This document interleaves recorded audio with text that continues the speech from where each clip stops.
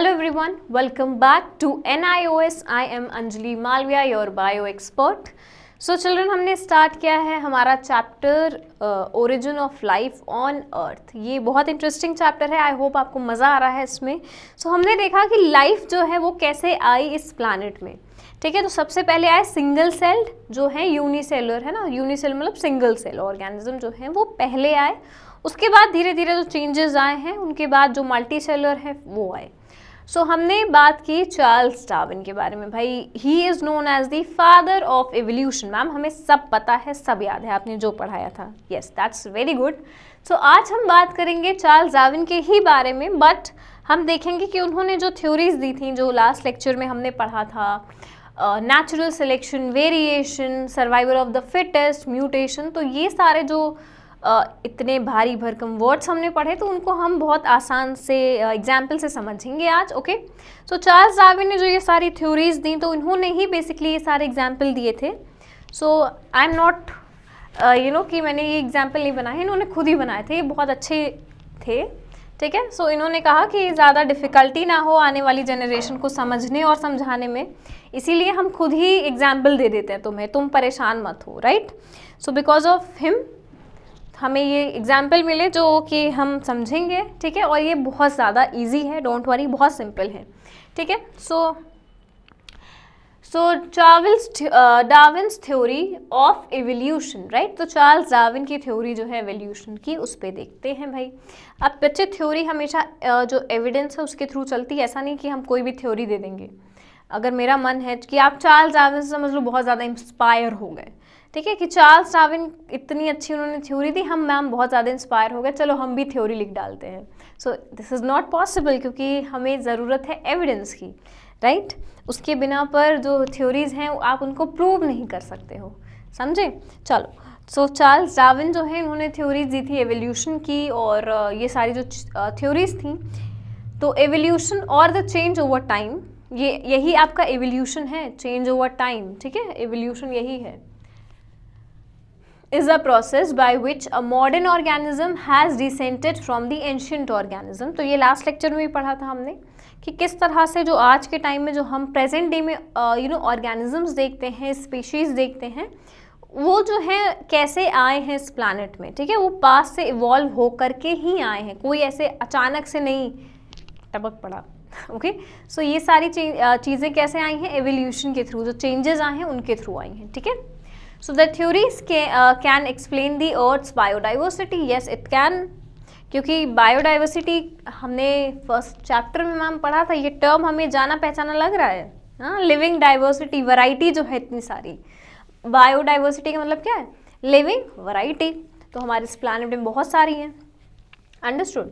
So a scientific theory is an explanation of natural events that is supported by the evidence.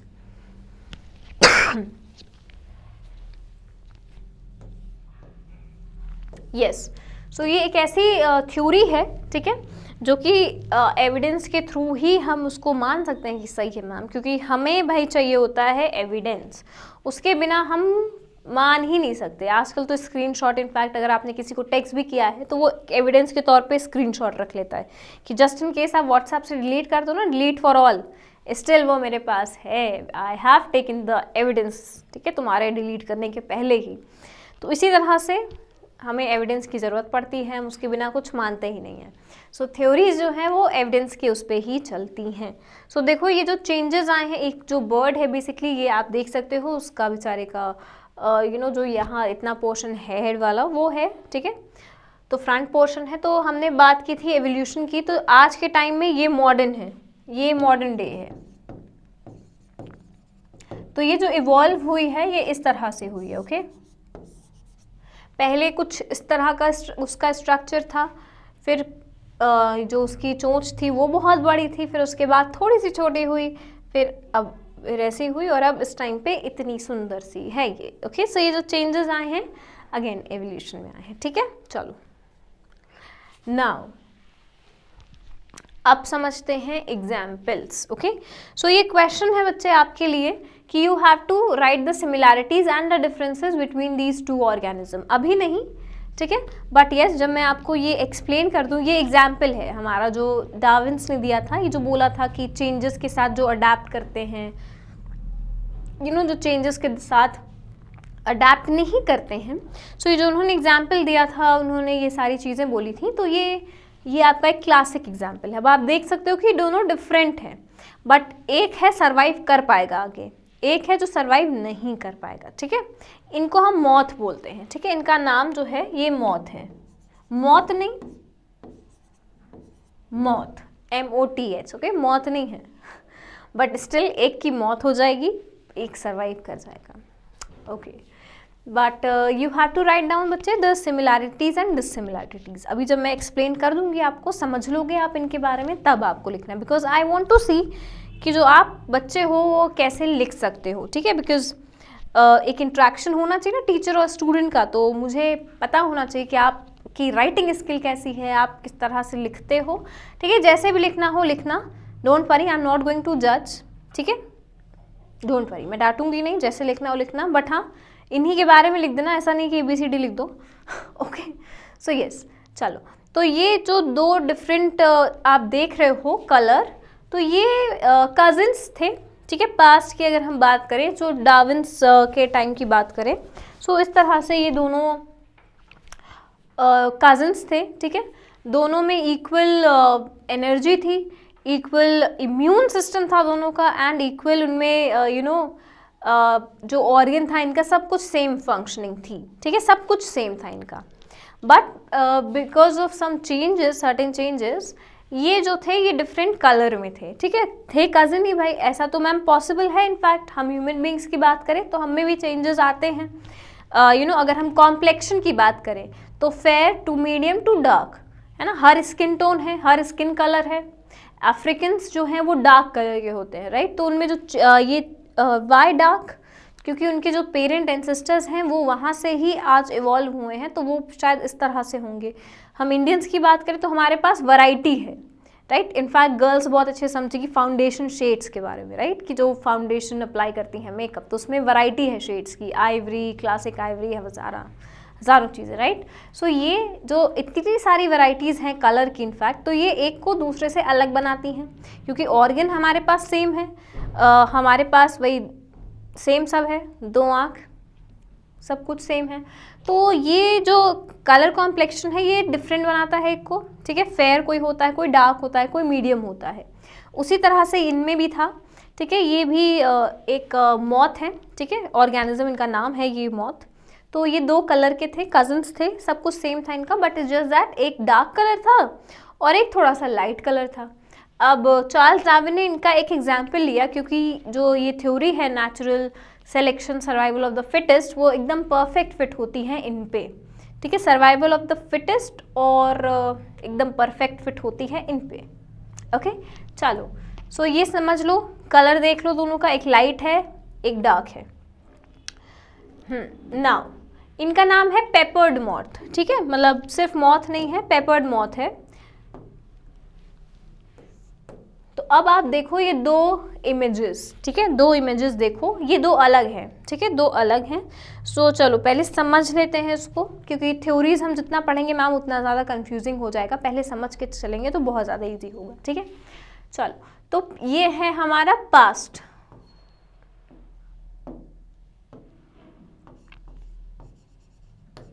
ये है हमारा past. देखो मुझे colour भी चेंज करना पड़ा, इधर डार्क इधर लाइट, और ये है हमारा present. Not exactly present, but yes, past से थोड़ा सा तो ज़्यादा ही है, पहले ही, आई मीन बाद में। चलो, back to yellow, back to red, क्योंकि लाइट कलर है। ओके, सो देखो सेम स्पेशीज हैं। ठीक है, वही जो कलर हमने दो देखा था, एक डार्क वन एक लाइट वन, और यहाँ पे भी सेम स्पीशीज है, एक लाइट वन एक डार्क वन। ठीक है, ध्यान से देखना इस इमेज को, ध्यान से देखिए इस इमेज को।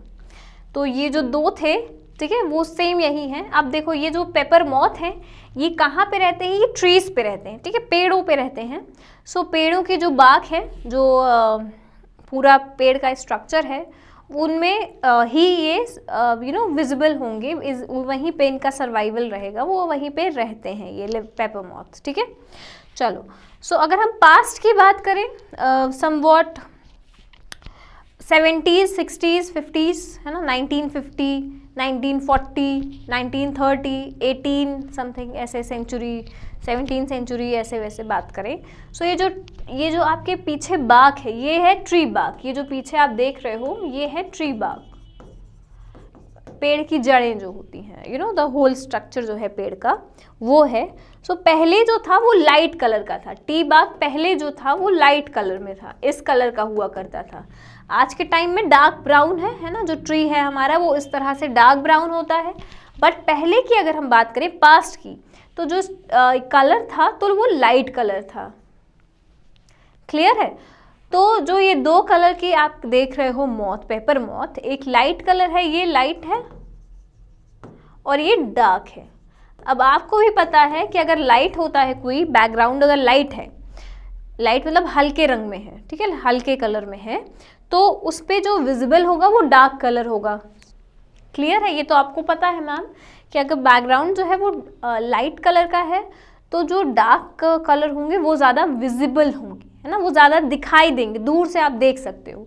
वेराज जो लाइट कलर के होंगे वो लाइट पे थोड़ा सा दब जाएंगे तो छिप सकते हैं, वो इतना दिखाई नहीं देते, इसको बहुत ध्यान से देखना पड़ता है, ठीक है। दैट इज़ वाई ऐसा है ना, ध्यान से देखिए इस इमेज को, ठीक है। तो एक डार्क थे एक लाइट थे, तो लाइट वन जो है विजिबल नहीं है,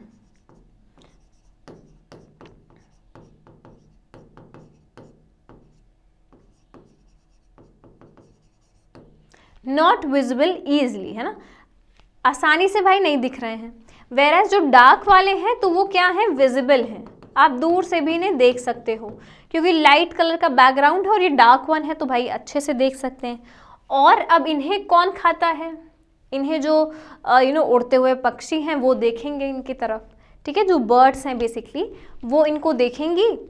और जो लाइट वाले हैं वो तो छिप जाएंगे क्योंकि उनको अगर ऑब्वियसली वो थोड़ा ऊंचाई से देखेंगी, है ना, सो लाइट वाले तो छुप जाएंगे क्योंकि कॉम्प्लेक्शन यही है, मतलब लाइट तो इतना विजिबल नहीं होगा दूर से, बट डार्क वाले जो है वो इजीली सीन हो जाएंगे।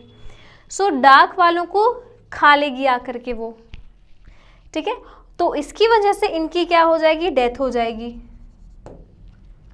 और इसकी वजह से आगे की जो जेनरेशन है अगर बात करें तो इनकी कम होगी क्योंकि भाई इनके जब मरते जा रहे हैं यही, ठीक है, हम सिर्फ एक दो की बात नहीं कर रहे हैं, पूरे बल्क में बात करें, ठीक है, बहुत सारे ट्रीज, बहुत सारे पेपर मॉथ, ठीक है, तो इनकी पॉपुलेशन कम होती जाएगी और इनकी बढ़ती जाएगी क्योंकि इन्हें तो कोई खा ही नहीं रहा है क्योंकि ये छुप जाते हैं। एडवांटेज है इनको कि इनका कलर जो है वो सेम है तो ये छिप जा रहे हैं, ठीक है, तो इनको नहीं खाएगी।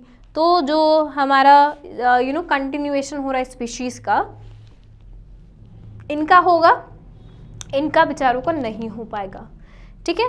So because of this reason, अगर शुरुआत में इनका दोनों का रेशियो सेम था पॉपुलेशन का, दोनों की पॉपुलेशन इक्वल थी, but because of this reason, क्योंकि उन्हें बर्ड्स आके खा रही हैं, इन्हीं को टारगेट कर रही हैं कि मेरा निशाना सीधे तुम हो क्योंकि तुम हमें आराम से दिखाई दे रहे हो, राइट।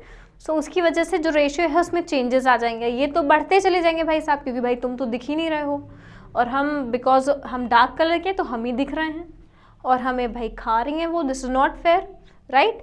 तो इन्होंने कंप्लेन कर दिया, समझ लो, ठीक है, डार्क वालों ने कंप्लेन कर दिया कि ऐसा हो रहा है, मेरे साथ बहुत नाइंसाफ़ी हो रही है। So because of certain things, environment changes की वजह से क्या हुआ कि ये वाला जो ट्री बाग लाइट कलर का था ये हो गया अब डार्क कलर का, ठीक है, ये डार्क हो गया, डार्क हो गया ट्री बाग, ठीक है। डार्क क्यों हुआ, बिकॉज ऑफ उस टाइम पे अगर हम बात करें तो पॉल्यूशन जो था उसकी वजह से, चारकोल डिपॉजिट की वजह से, कार्बन डिपॉजिट, चारकोल डिपॉजिट की वजह से ये जो ट्रीज़ हैं ये डार्क हो गए, ठीक है। और इंडस्ट्रियल रेवोल्यूशन आया था उस टाइम पे, बहुत ज़्यादा रेवोल्यूशन, इनफैक्ट ये जो इंडस्ट्रीज़ हैं, ये जो आज आप हर जगह देख रहे हो, ठीक है, आप इंडस्ट्रीज़ हर देश के कोने कोने में देख रहे हो, इस वर्ल्ड में देख रहे हो, तो उस टाइम पे इंडस्ट्रियल रेवोल्यूशन आया था जिसकी वजह से पॉल्यूशन काफ़ी बढ़ चुका था, ठीक है। और उस पॉल्यूशन की वजह से क्या हुआ था, जो ट्रीज़ थे जो इस कलर में थे वो अब चेंज होकर के इस कलर में हो गए और आज के टाइम में हम इन्हीं को देख रहे हैं क्योंकि इन्हीं से आगे कंटिन्यू होते गए क्योंकि ये तो भाई अब ये बन गए because of pollution, charcoal deposit in पे हो गया, ठीक है, आई गेटिंग माई पॉइंट। तो इसकी वजह से क्या हुआ कि ये डार्क कलर के हो गए। अब डार्क कलर के हो गए तो जो डार्क वाली थी इसको तो एडवांटेज हो गया, ये बहुत खुश, सुपर हैप्पी कि चलो अब डार्क हो गया ये, तो अब हम छुप जाएंगे भाई। तो ये वाले जो थे, देखो यहाँ पे ध्यान से अगेन देखो, क्योंकि ये डार्क है ना तो छुप रहा है थोड़ा सा, ठीक है। तो ये क्या थे, ये नॉट विजिबल, ठीक है, क्योंकि ये भाई छुप गए उसमें, डार्क डार्क सेम हो गया, इक्वल हो गए। वेराज ये जो लाइट वाले थे, लाइट कलर, ये लाइट कलर है लाइट वाले, तो ये इजीली विजिबल हो गए,